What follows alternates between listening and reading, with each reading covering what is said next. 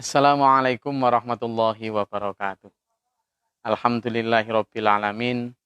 Wassalatu wassalamu ala asrofil anbiya'i wal mursalin sayyidina Muhammadin nabiyul ummi wa ala alihi washabihi ajmain. Amma ba'd. Alhamdulillah. Sehat walafiat itu adalah nikmat yang wajib kita syukuri bersama. Dulur, dimanapun berada. Di malam Ahad seperti biasa kita bersua untuk membahas selama 30 menit ke depan. Bicara tentang hidup, bicara tentang sosial, bicara tentang agama, dan bicara tentang fenomena update yang mencoba kita kaitkan dengan tuntunan agama kita. Kali ini saya ingin ngulik sedikit tentang satu hal yang viral. Menurut saya cukup unik gitu ya. Kalimatnya adalah angel, wis. Angel temen tuturanmu. Saya rasa pemirsa banyak yang tahu tentang hal itu. Nah, saya ingin membedah dari sudut lain dulu. Ternyata kalimat yang dengan substansi yang sama itu juga ada di dalam Al-Quran itu. Jadi angel temen tuturanmu itu kalau ya bagi sampean yang tidak mengerti bahasa Jawa adalah artinya sulit bener kamu itu untuk disadarkan, untuk dibikin mengerti, untuk dinasehati. Dan ternyata secara tanpa sadar kita itu begitu. Gini. Jadi kalau kita lihat fenomena anak kecil dulu. Fenomena anak kecil ya. Fenomena anak kecil itulah kalau sampean ini sebagai orang tua atau kakak atau bapak atau ibu melihat anak kecil sedang bermain pisau. Kira-kira bagaimana? Anak kecil, balita terutama 5 tahun ke bawah. Kita semua sepakat, pisau itu sangat bermanfaat. Pisau itu gunanya sangat baik. Hampir semua sisi kehidupan dan aktivitas kita itu sangat membutuhkan pisau. Hampir semua. Di dapur, di kerjaan, bahkan untuk menebang pohon yang paling besar pun kita pisaunya ukurannya lebih besar ya. Semua tahu pisau bermanfaat. Tapi tiba giliran pisau itu di tangan anak kecil yang tidak tahu bagaimana cara menggunakan pisau, semua akan khawatir. Ibu-ibu histeris, bapak akan langsung merebutnya itu. Kenapa? Karena kita tahu bahwa anak kecil belum mampu menggunakan pisau. Dalam konteks itu ada diskursus pemahaman, ada disparitas, ada kesenjangan. Yang satu, bapak-bapak atau ibu atau orang yang dewasa melihat anak kecil dengan berdasar pengalaman menganggap bahwa itu bahaya. Tapi di mata anak kecil, kita itu yang dewasa, itu dianggap menghalangi kesenangan mereka. Karena mereka merasa mereka bisa menghandle pisau itu. Dan mereka punya rencana untuk diapakan pisau itu. Kira-kira yang benar mana? Kira-kira yang benar mana? Ya orang dewasa. Tetapi pada titik itu orang kecil tidak mau disalahkan. Dia nangis, marah. Ngambek, gak karuan, gulung-gulung. Gitu. Tapi apakah kita sebagai orang dewasa akan membiarkan mereka sampai kebacok dulu? Tidak. Nah, pada titik yang kurang lebih sama, pada konteks yang lebih luas, di hadapan Allah, di hadapan Rasulnya, kita itu seperti anak kecil itu dulu. Dalam menggunakan sumber daya kehidupan ini, kita itu seperti sedang menggunakan pisau tadi. Nah, kali ini konteks pisau itu adalah harta dan tahta, jabatan dan kekayaan. Kita sering melihat itu sebagai sesuatu yang berbeda. Sebagai sesuatu yang tujuannya sangat menyimpang dari apa yang dulu Tuhan menciptakan sumber daya itu. Untuk apa sebenarnya sumber daya itu? Nah, dulur, kalau kita lihat ya, sebenarnya Allah itu berfirman bahwa Tuhan menciptakan sumber daya alam ini itu tidak untuk kemudian manusia berlomba sampai kemudian lupa sama aturan Tuhan. Enggak gitu. Kita semua sepakat betapa manfaatnya harta. Semua sepakat. Dan itu memang penting. Karena tanpa sumber daya alam, tanpa harta dan rizki, kita nggak bisa apa-apa. Karena apa? Kita sedekah juga butuh harta. Kita melaksanakan ibadah juga butuh fasilitas. Kita sama. Semua sepakat, tetapi harta adalah pisau juga.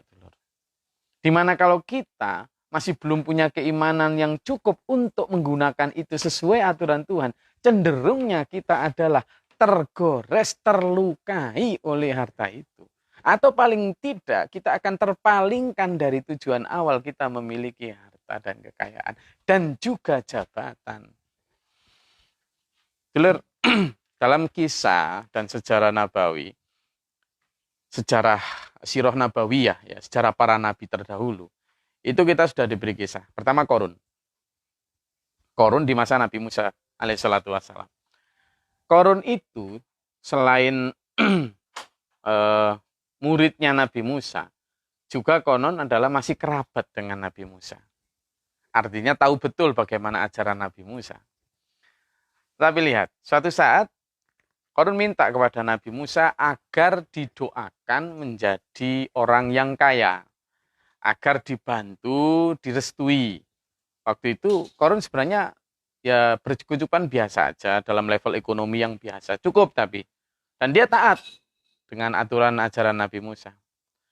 Nabi Musa tidak menyanggupi untuk itu. Kenapa? Karena tahu sebagai orang tua, Nabi Musa tahu bahwa Korun yang masih anak kecil dalam konteks keimanan dan kemampuan mengendalikan nafsu ambisi harta, tahu bahwa nanti kalau sampai itu terkabul menjadi orang yang begitu berlimpah harta, akan lalai dia. Tapi si Korun sebagai anak kecil memandang dari sisi yang berbeda. Nanti kalau saya punya harta, saya akan rajin ibadah, saya akan kencang bersedekah, gitu. Sama dengan saya dan sampean toh. Ayo, diakui ya toh. Gitu. Tapi kemudian ternyata apa? Korun enggak, saya akan berusaha sendiri. Ya, betul. Manjada wajada. Barang siapa yang sungguh-sungguh akan ketemu. Dan dia sungguh-sungguh mencari harta dengan segala segenap daya upayanya. Dan benar dikasih sama Allah. Ketemu dia sama usahanya. Kaya bertambah, meningkat, tambah banyak sekali hartanya. Singkat cerita, ketika sudah semakin kaya, Rasul Musa mengutus utusan untuk mengingatkan dia perihal kewajibannya untuk zakat. Dan apa kata Korun? Ini hartaku sendiri, hasil konsistensiku dalam berjuang ini. Ini karena kehebatan strategi bisnisku. Ngapain kamu mengatur-ngatur bagaimana aku harus mengelola kekayaanku? Begitu jawabnya. Ini hartaku, kata. Bahkan saking pongahnya, dia keliling seluruh kota dengan menampilkan seluruh hasil usahanya. Bahkan di dalam Al-Quran disebutkan kekayaan Korun itu kunci gudangnya saja dipanggul orang 40. Tidak kuat. Kalau kuncinya aja dipanggul orang 40 nggak kuat, kita bisa bayangkan gudangnya. Kita bisa bayangkan isinya. Dan benar, dalam ara-araan itu, akhirnya diperingatkan oleh Allah. Ditenggelamkanlah kakinya sampai semata kaki oleh bumi. Ditelan. Saat itu masih dikasih kesempatan untuk bertobat. Nggak mau dia. Pongah bahwa saya masih bisa gaji orang untuk gali ini. Ditelanlah oleh bumi sampai selutut. Dikasih kesempatan tobat biar nanti diselamatkan. Nggak mau dia. Sampai ditelan lagi sepuser. Dikasih kesempatan kalau kamu mau bertobat, kamu akan diselamatkan. Nggak juga. Karena apa? Dia merasa bahwa kekayaannya lah yang mampu memberi dia kuasa untuk selamat. Sama hampir dengan kita. Sampai ditelan dengan sampai leher dan akhirnya ditenggelamkan seluruh harta kekayaannya ke dalam bumi.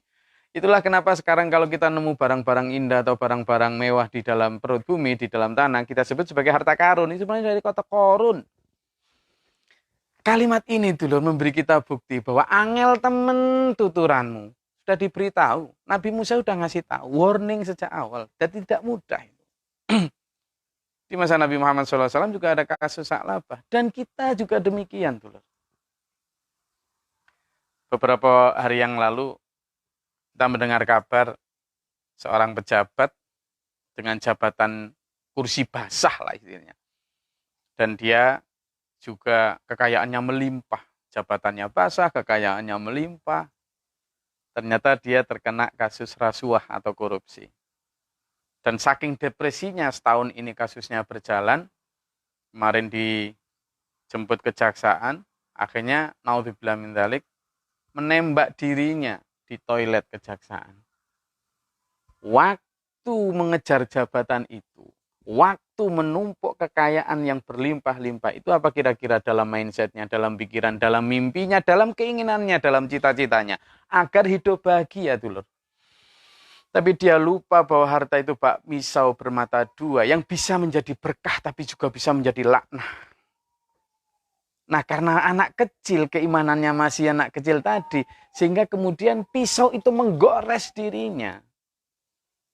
Nafsu angkara terhadap harta tadi seperti minum air laut. Haus yang minum air laut itu tidak akan pernah terpuaskan hausnya, tapi malah makin haus, makin haus, makin haus. Punya 1 hektar kurang 2 hektar, punya 2 hektar kurang 4 hektar, kurang 4 hektar. Terus cita-citanya Korun tadi, yang nanti kalau sudah punya harta akan rajin bersedekah, rajin beribadah, kencang bersedekah. Jadi berubah. Itulah disebut dulur. Alhaakumut takatsur hatta zurtumul maqabir. Bermega-megaan kamu sampai melelehkan kamu sehingga hatta zurtumul maqabir, sampai engkau mengunjungi atau masuk ke dalam kubur. Korun sampai ditelan tanah. Kita pun begitu. Kalau nggak pandai-pandai dalam mengelola harta, kita akan sama dengan Korun. Dan disitulah kita sudah dikasih contoh sama Allah. Korun, kita sudah dikasih contoh sama orang-orang di sekitar kita yang berantem karena harta. Bahkan seorang anak TK menyeret ibu kandungnya ke pengadilan berperkara karena harta warisan. Ini kan kelirunya dia dalam mengelola pisau tadi karena ketidakmampuan dia, karena masih anak kecil keimanan dan kedewasaannya. Jadi bukan tidak boleh memiliki harta, tapi pastikan bahwa sampean juga cukup dewasa untuk mengelola harta itu. Dulur, makanya dalam surat Saba itu disebutkan bahwa wa ma amwalukum wala auladukum, bukanlah anakmu dan hartamu yang billati tuqarribukum indana, yang itu akan membuat kamu mendekat kepadaku, kata. Itu. Nah, ini menunjukkan bahwa kita ini angel kandhanane.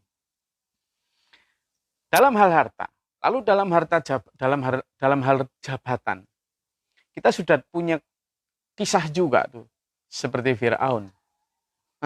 Fir'aun itu adalah simbol dari bagaimana ambisiusnya manusia dalam hal tahta, dalam hal jabatan.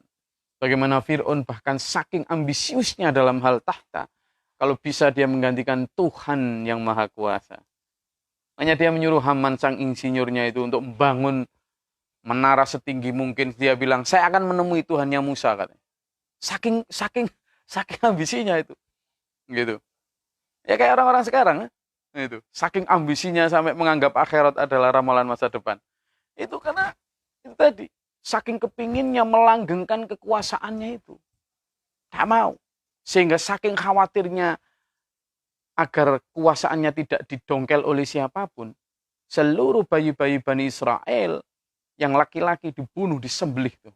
Karena apa? Karena dia dikasih tahu sama ahli nujum Mesir saat itu bahwa nanti akan lahir bayi dari Bani Israel yang bisa menumbangkan kekuasaanmu. Apa dia? Kalap, bunuh seluruh bayi Bani Israel. Oh, sampai segitu. Jadi saking inginnya melanggengkan kekuasaan, manusia begitu. Nah, coba kita lihat sekarang. Mulai dari tingkat kepala desa, kepala bagian di perkantoran, sampai semuanya pengen melanggengkan kekuasaannya. Nah, padahal kita sudah dikasih tahu bahwa apapun itu ada akhirnya. Dan kalau tidak benar, tidak pintar, tidak dewasa dalam mengelola tahta, apakah kita tidak boleh punya tahta? Boleh saja. Tapi kelolalah itu dengan amanah. Karena kalau tidak amanah, sudah jelas kita akan difir'aunkan oleh Allah.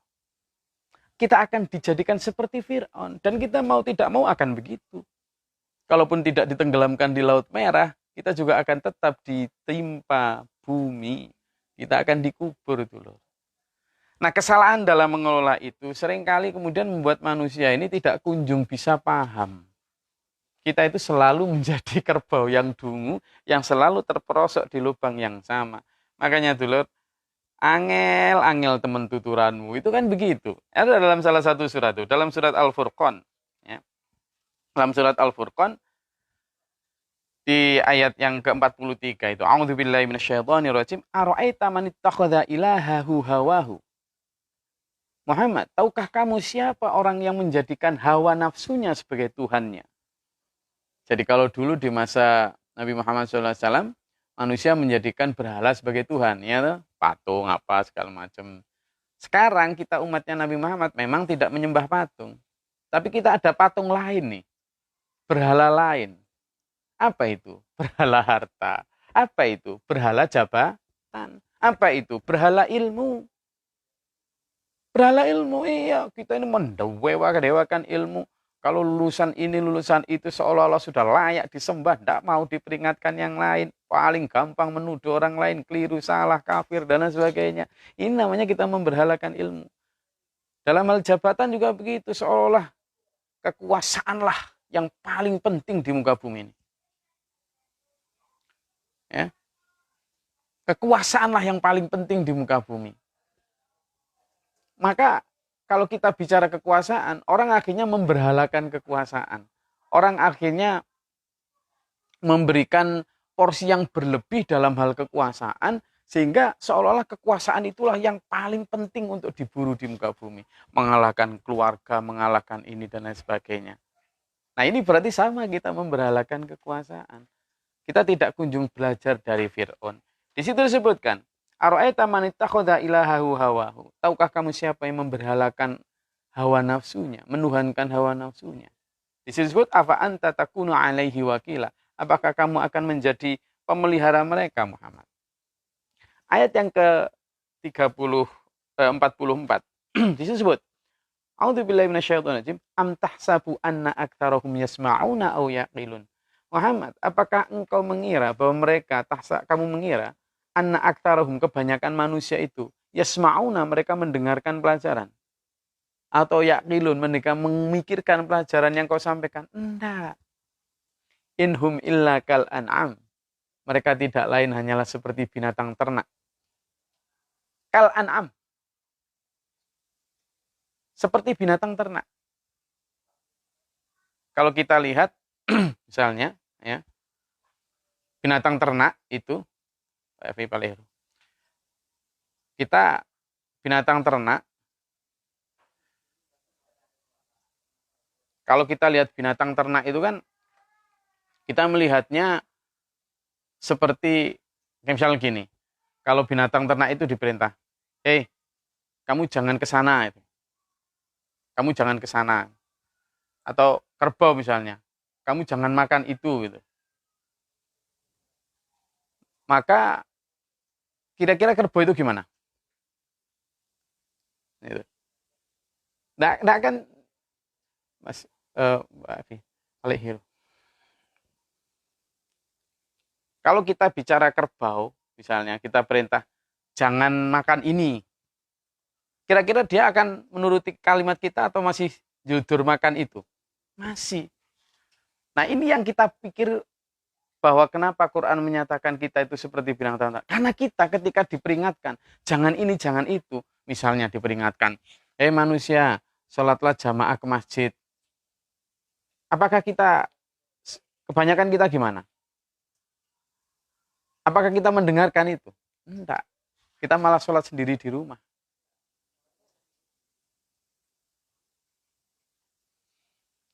Ini yang menjadikan kita itu dianggap dan dicap sebagai seperti binatang ternak. Balhum adallu sabila, bahkan jalan pemikiran kita lebih sesat daripada binatang ternak. Nah, ketidakmampuan kita menerima pelajaran seperti ini loh dulur, yang kemudian kita ini dianggap bahwa angel temen tuturanmu itu. Disuruh bertutup aurat, kita ya alasan kurang modis lah, yang alasan panas lah, yang alasan ini dan itulah.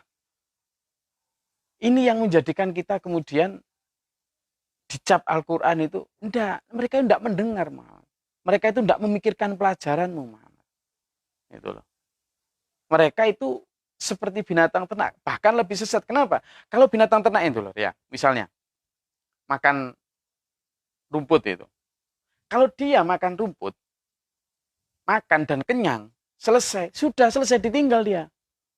Enggak kok kemudian dia rumput itu diambil lalu dibawa pulang, enggak. Untuk enggak ada itu. Kerbau itu enggak ada begitu. Tapi kalau manusia cari rezeki sebanyak-banyaknya, dia sudah kenyang, sudah cukup untuk dirinya. Kalau bisa yang lain diambil milik orang lain. Kambing atau kerbau kalau makan rumput, begitu makan dan kenyang, orang lain minta silahkan. Maksudnya kerbau lain minta itu diperbolehkan, silahkan. Tapi kalau manusia enggak. Begitu dia sudah dapat rezeki dan cukup untuk dirinya, cukup untuk keluarganya. Kalau bisa orang lain jangan, minta jangan, nggak dikasih. Nah ini yang kenapa kemudian Al-Quran menyatakan bahwa kadang manusia itu seperti binatang ternak, bahkan lebih sesat jalan pemikirannya daripada binatang ternak. Korun kurang apa? Tadi yang saya sebut pejabat tadi kurang apa? Gaji juga sudah cukup. Jabatan juga sudah tinggi. Keluarga juga sudah banyak cukup untuk. Tapi karena sifat rakus tadi. Kita tahu para koruptor di negeri ini bukan dari kalangan orang-orang bawahan saja. Orang-orang yang kurang secara ekonomi. Enggak, bahkan gaji mereka sudah luar biasa. Korupsi untuk beli Lamborghini kok. Bukan untuk beli nasi kok. Gitu loh. Kalau di masa Umar kan ada pencuri yang kemudian dimaafkan lalu dikasih kesempatan untuk bertobat karena memang dia pencurinya itu bukan untuk kekayaan, bukan untuk gengsi, tapi untuk beli nasi, beli makan sehari-hari. Nah sekarang kita enggak. Nah kalimat ini dulur yang mungkin menjadikan Tuhan itu kayak batin. Para rasulnya itu kayak mikir, kok angel temen tuturanmu, angel angel tuturanmu. Ya itu tadi, kita selalu mengulang hal-hal yang sama, kita selalu berkecimpung di kesalahan-kesalahan yang berulang sejak zaman purba sampai hari ini. Dulur, makanya kemudian saya mengajak pada kesempatan ini untuk apa? Memanfaatkan pisau yang bernama harta dan tahta tadi sebijak mungkin, sedewasa mungkin. Gimana caranya? Kita itu sudah dikasih Allah tahu bahwa kita itu kalau memanfaatkan harta dan tahta, terutama harta, itu manfaatkanlah menurut aturan Tuhan. Jadi siklusnya seperti yang dulu pernah kita bahas. Sumber daya alam atau harta, di sini manusia, di sini Tuhan. Harta atau sumber daya alam, manusia, Tuhan. Tuhan menciptakan harta dan sumber daya alam ini untuk dipakai manusia, untuk manusia menyembah Tuhan. Jadi siklusnya ini panahnya ke sini, harta kepada manusia, manusia kepada Tuhan. Begitu siklusnya. Artinya apa? Harta ini, sumber daya alam ini dimaksimalkan manusia untuk pelayanan dan penyembahan pengabdian kepada Tuhan. Di situ betul gitu loh. Ini akan menjadi pisau yang bermanfaat. Tapi ketika kemudian dibalik, di sini harta atau sumber daya alam, di sini manusia, di sini Allah. Lalu kemudian manusia mempertuhankan harta dan tahta membelakangi Allah. Maka di sini kemudian halal haram diterabas. Tidak peduli aturan Tuhan. Bahkan ketika Tuhan membutuhkan hartanya, membutuhkan tahtanya untuk pelayanan pengabdian kepada Tuhan, tidak mau dia. Ya kayak Korun tadi, kayak Fir'aun tadi gitu loh dulur. Maka dalam kesempatan ini, pada 5 menit terakhir saya ingin mengajak pada diri saya sendiri dan juga dulur-dulur semua, kita membutuhkan harta. Ya. Dan kita juga tidak menafikan diri bahwa kita sebenarnya juga manfaat kuasa itu. Tapi kalimatnya jelas, kalau kamu punya harta, maka konsepnya adalah laksanakan itu dengan iman. Makanya dalam Al-Quran disebut, yang dalam surat Saba tadi, bahwa bukanlah hartamu dan anakmu yang bisa mendekatkan dirimu kepada kami, pengabdian kepada kami. Tapi apa? Man amana wa amila solihan. Tapi orang yang beramal, beriman dan beramal soleh. Maka dalam menggunakan tahta dan harta, harus konsepnya adalah konsep iman. Konsep iman itu gimana? Surat At-Taubah ayat 111 menyatakan, A'udzubillahi minasyaitonirrajim, innallaha ashtara minal mu'minina anfusahum amwalahum bi'anna lahumul jannah. Sesungguhnya Allah telah membeli harta dan jiwanya orang beriman itu dengan imbalan surga. Maka ketika kita berusaha keras lalu mendapatkan rezeki dari Allah sebanyak apapun, kita itu tidak ragu-ragu, tidak lagi mamang, tidak lagi gamang untuk kemudian apa? Membelanjakan itu di jalan Allah. Ada satu hadis Sahih Bukhari itu. Allah berfirman, "Anfiq ya bna Adam." Infakkanlah, belanjakanlah hartamu wahai anak Adam di jalan kebaikan. Maka kata Allah apa? Unfiq alaika. Aku akan membelanjaimu, kata Allah. Aku akan menjaimu. Maka jangan takut. Ketika kita diberi Allah karunia harta, ketika kita diberi karunia Allah berupa tahta, jangan rebut tahta itu. Tapi kalau engkau diberikan amanah, manfaatkan itu untuk jalan kebaikan. Allah akan menjagamu, kata Nabi. Demikian pula dalam hal harta. Kalau engkau diberikan karunia Allah berupa harta, meskipun itu lewat jalan kerasnya kamu dalam bekerja, tapi toh itu milik Allah. Maka kembalikan itu kepada konsep di mana Allah perintahkan itu.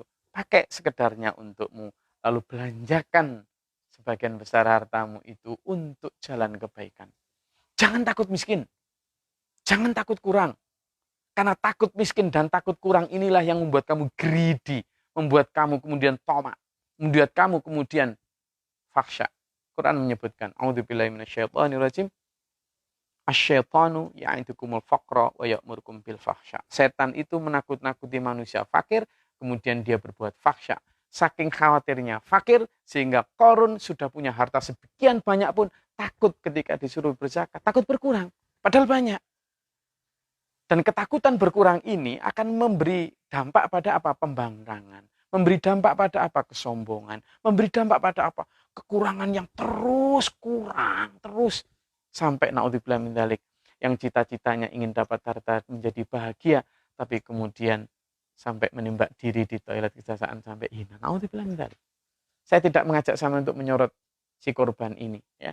Ini kita jadikan itibar buat kita lah. Makanya jangan sampai terjadi semacam ini. Apapun alasannya, bunuh diri adalah tidak baik. Dan jangan sampai itu hanya karena harta dulu. Karena itu jangan menjadi anak kecil. Dewasalah di dalam menggunakan harta dan tahta. Dewasalah dalam konteks iman. Dewasalah dalam konteks kedewasaan kehidupan ini. Untuk itu dulu terakhir saya mengajak untuk ayo, gak apa-apa kita boleh butuh harta, tapi jangan cinta harta. Sekali lagi, boleh kita butuh harta, tapi jangan cinta harta. Karena hubbud dunya ra'sin kulli khati'atin. Cinta harta atau cinta dunia itu adalah pangkal dari segala kejahatan. Karena itu, manfaatkanlah, pandai-pandailah, dewasalah di dalam menggunakan pisau yang bernama harta itu. Jangan jadi anak kecil. Jangan jadi orang kerbau dungu yang terperosok di lubang yang sama. Jangan ikuti tapak sejarahnya Qarun, Sa'labah, maupun orang-orang yang sudah hancur karena salah menggunakan pisau yang bernama harta.